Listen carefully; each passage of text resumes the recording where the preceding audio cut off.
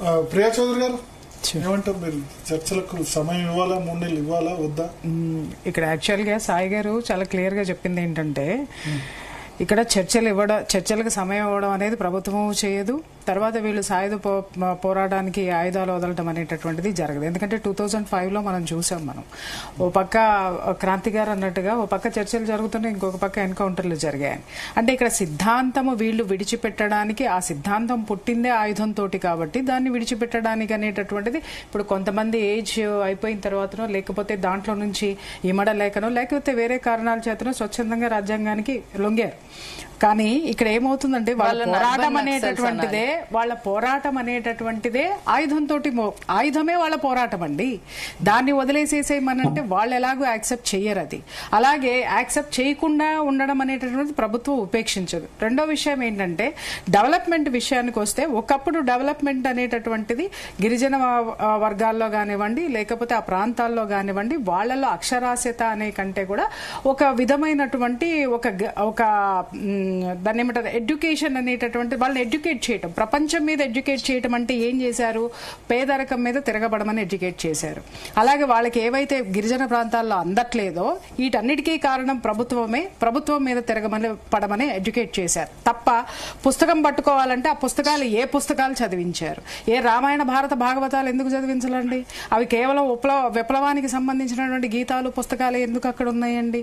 తర్వాత ఆ గిరిజనులే బాగుపడలేదని నేను చెప్పట్లా. పడినటువంటి వాళ్ళు ఆ టైంలోనే 90s లో ఉన్నప్పుడే, ఆ టైంలోనే ఎంతమంది బయటకు వచ్చి ఎడ్యుకేట్ అయ్యారు?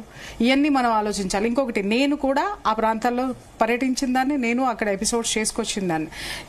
కొండ నుంచి మొదలు పెడితే అటు సుకుమ, తర్వాత సౌత్ బస్తరు, జగదల్పూర్ వరకు నేను ప్రయాణం చేసి వచ్చా. ఎక్కడా కూడా కొన్ని ప్లేసులో మనం లోపలికి వెళ్తేనండి రోడ్లు ఉండవు సార్.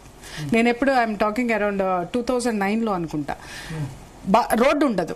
అసలు వెళ్ళాలి అని అంటే అక్కడ సూమోల్ లాంటివి వాహనాలు మాత్రమే వెళ్తాయి. మామూలు మీరు కార్ తీసుకొని వెళ్తే ఇంకా లోపలికి వెళ్ళడానికి అక్కడ ఉండదు.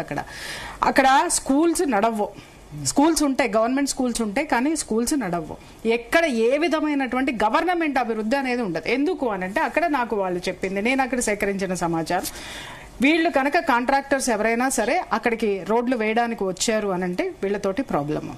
అలాగే రోడ్లు వేసినా దాన్ని ఉంచరు, స్కూల్స్ కట్టినా ఆ స్కూల్స్ లో అవి నడవడం అనేటటువంటిది చేయదు. ఇలాంటివి ఎన్నో నేను చూసాను. ఆల్రెడీ నేను ఆన్ స్క్రీన్ కూడా నేను ఒక ఛానల్ కి కూడా నేను ఇచ్చాను, అది ఎపిసోడ్స్ అన్ని కూడా నేను ఇచ్చాను ఉన్నది.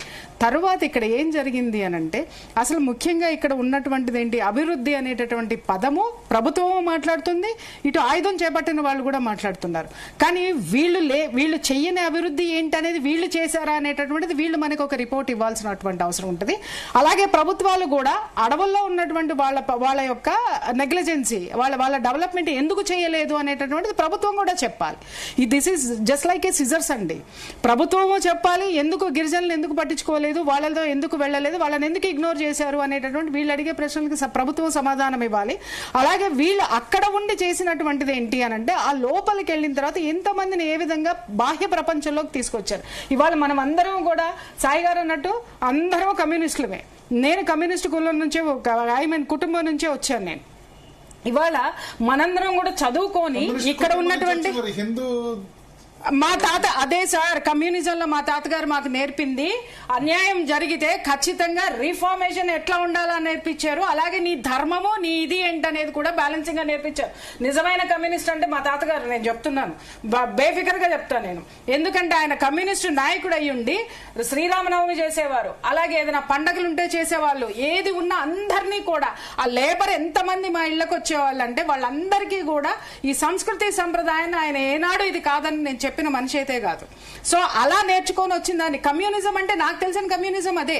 అంతేగాని ఆయుధం పట్టుకొని గవర్నమెంట్ మీద నేను తిరగబడుతున్నాను సార్. ఇవాళ ఎందుకు తిరగబడట్లేదు? సాయి గారు తిరగబడట్లేదా? క్రాంతి గారు లేరా?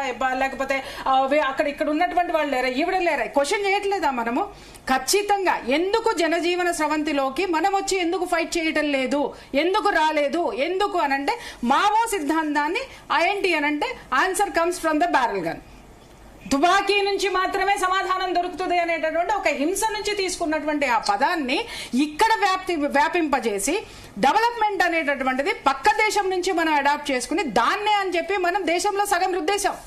సగం రుద్దేసినటువంటి దాని ఫలితమే ఈ రోజుకి ఇంకా ఇంత సాయుధ పోరాటం జరుగుతున్నా, అలాగే గవర్నమెంట్ లో డెవలప్మెంట్ అని మాట్లాడుతున్నా ఇంతవరకు గిరిజన ప్రాంతాలు ఎందుకు డెవలప్ అవ్వట్లేదు? ఇద్దరు సమాధానం చెప్పాలి సార్ ఇప్పుడు మనకి, ఒకళ్ళే కాదు.